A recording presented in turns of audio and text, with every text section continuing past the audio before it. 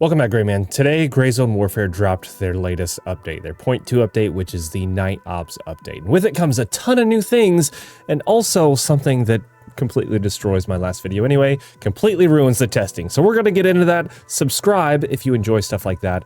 But let's get into these notes. Okay, first and foremost, if you have not noticed, there is going to be a day-night cycle. So that's going to be fantastic. It's a lot of fun. You can check my last video out to see how the night reacts, how the AI responds to different scenarios. It's not super in-depth, but it does show you a little bit. And there's obviously tons of videos out there showing some night gameplay. Oddly enough, though, a lot of people on YouTube don't like watching night gameplay, so I'm probably going to avoid that in the future. But there is a 2-to-1 day-to-night cycle. So you're going to have 2 hours of daylight in-game and then 1 hour of night. So if you're trying to record something special, check a different server because they're all going to be on different times in different time zones. With that, obviously, comes a bunch of new gear. You've got night vision, you've got flashlights, you've got IR lasers. Personally, I like the flashlights more than I like the NVGs, but in those wide open spaces where the moon is shining down, you really don't need a whole lot of extra light. And if you have an OLED if you have an OLED monitor, you're actually going to be able to see it more, as Gage shows here. So there's not a lot that the developers can do about that. That's just different lighting on a different monitor, but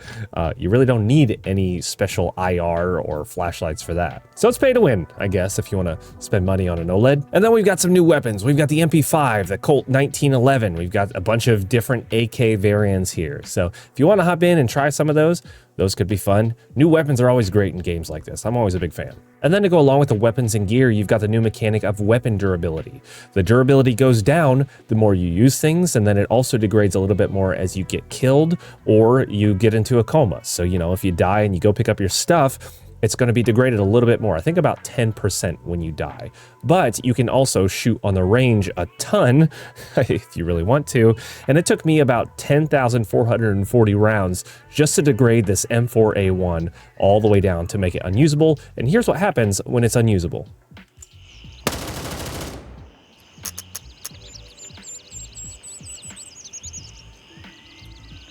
Now, let's say that you're terrible and you lose all your gear. Well, lucky for you, they've added a donation box at the base camp. So if you're feeling, just generous, you can use a donation box. You can drop something off there for a bunch of newbies to pick up that gear and go have fun in the field. To go along with that, if you end up dying and you have less than $1,000 in your bank account, Handshake is going to give you a special care package. So you can use it. You can gear up with that so you could go die again and lose all your stuff. Some of you might be playing with that a little bit more than you want to. There's also going to be 20 new tasks added. So even if you finished the entire game before, finished all those quests, you've still got 20 new ones that you can try out. Now with these, some of the tasks may need to be completed at a specific time of day, a specific hour. So, some of those may be waiting around to do something. To go along with that, failed tasks may have a few repercussions as well. And so one thing they added here that may be a little bit controversial is the whole aggressor system, okay? One of the things that they can do, if you get shot by another player, one of the things that that's going to do, I guess I should say, is that it's going to put sort of an aggressor status on you. So you, one, can't loot that body. You can't loot any of your teammates' bodies. And number two, they can shoot you without repercussions. So hopefully this discourages all those griefers, but there's also a reporting system if somebody just doesn't give up, if they're just a couple of losers, you know what I mean? A couple other things here, like if your squad places a marker on the map as a waypoint, you can now see it, which is great. You can now loot backpacks that are on the ground instead of having to pick them up to see what's in them, which is another fantastic thing. And probably one of my favorite smaller changes is now you have canted aiming. So you can use an IR laser with night vision and, not get obstructed by the side or anything like that. So I really, really like that. But here's the very unfortunate part, the thing that changed everything that I tested in a really, really bad time right now for the devs. So when I was testing before, I was getting around, 80 to 100 frames, right? And for me, that's fantastic. I mean, before I was running at about 40 or 50 the whole time. So I didn't play a ton of the game because I didn't really feel like messing around with all that. And all the fluctuations with the ADSing, it would really drop the frames and everything like that. I didn't want to mess with that. So when I tested this update, I was really excited because I was getting 100 frames, right? Even when I ADS'd down that one long road, I was getting, 60, 70. Unfortunately, a lot of that was due to the AMD frame gen. That's what comes along with FSR 3.1 or something like that. I don't know the exact number, but regardless, I was using frame gen and getting all those extra frames. It didn't feel like everything was dropping, which to me is fine. It does add some input delay. Some people don't like that, but in a primarily PvE game, to me, it feels a lot better, feels a lot smoother. So I'm personally okay with that. Not everybody is. But the really bad news here is that was causing some issues on some people's screens where there would be a brightness flash, and that can cause some seizures. I've actually had some comments on a video before that people would have seizures because I was using a glitch flash animation.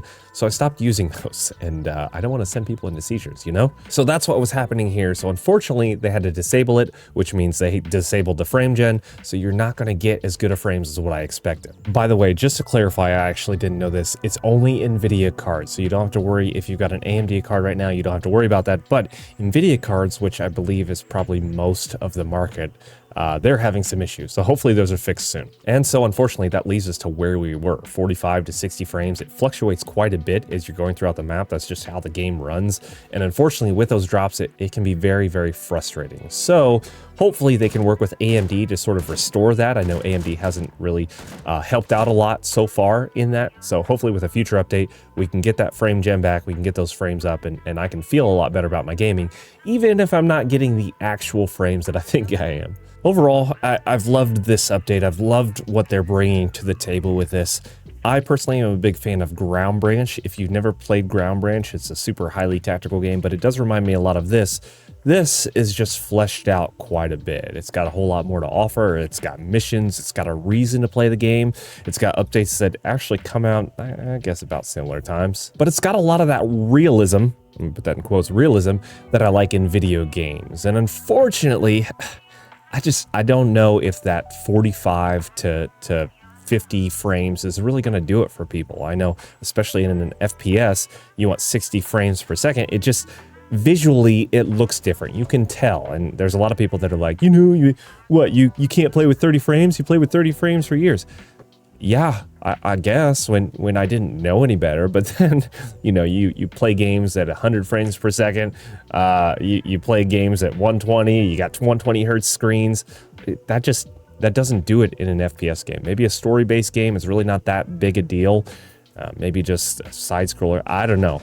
But for me, personally, it makes it tough, especially because in this game, the frames do fluctuate quite a bit. So now if you're running at, 100 frames and it drops to 60, it's not that big a deal. But if you're running at 45 frames and it drops to 35, you're going to notice a big difference. Okay, so I really hope they get that sorted out quickly, because my concern is that that's going to really put people off when it comes to this game, that they're going to hop back in and expect a better experience, expect a smoother experience, and not be able to experience it because everything is still sort of running the same. Now, I have seen reports on X, on Twitter, that people are having better experiences with lower end cards, like the 2000 series cards, but I don't know, man. I'm also seeing reports of drops and of crashes.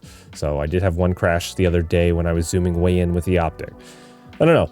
Still needs a ton of optimization, but I still do love this game, and I love the team over there. That they're very kind. They're just good people.